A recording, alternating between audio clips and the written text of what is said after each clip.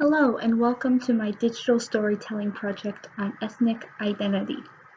I grew up identifying as Filipino American, and though I didn't know most of my family, I did know my lolo and lola, who taught me a lot about different foods and different traditions in Filipino culture.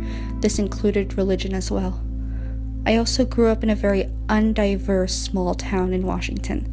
There were very few Filipino families, and to the rest of the community, I looked Hispanic. For them, I was what a Filipino person was supposed to be because they had no other representations around them. So that's how I identified. When I got here, I started to get more involved with the Filipino community. The more I got involved, the more I felt like an outsider. So many experiences they had growing up I had never experienced. This was what led me to question my ethnic identity and who I was, and that's what led me here. In Caring Across Generations, ethnic identity is defined as the extent to which one identifies with an ethnic group.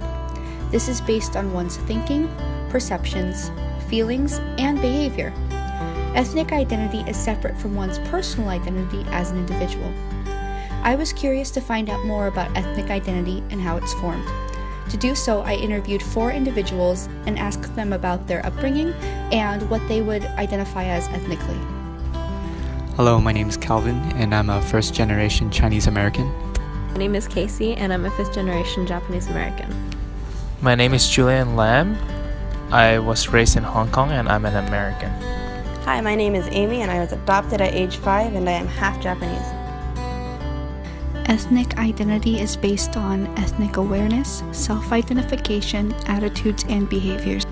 One's ethnic identity is not just about linguistic ability, but one's knowledge, affiliation, and familiarity with the culture.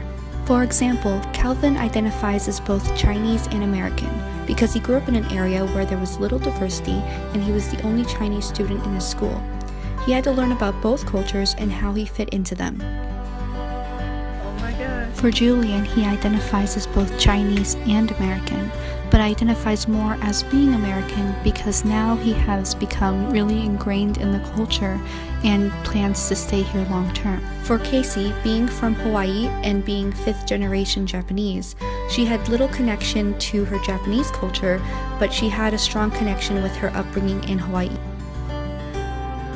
Amy, who is both Mexican and Japanese, was adopted at age 5. Growing up, she felt more connected with her Mexican heritage because she grew up in a Spanish-speaking community, and she personally felt that she looked more Mexican than she did Japanese. Her parents also didn't know much about Japanese culture to educate her. They relied heavily on stereotypes to show her what it meant to be Japanese. It wasn't until her college years that she decided to learn more about Japanese culture and decided to identify more as Japanese American because she felt more connected with the culture.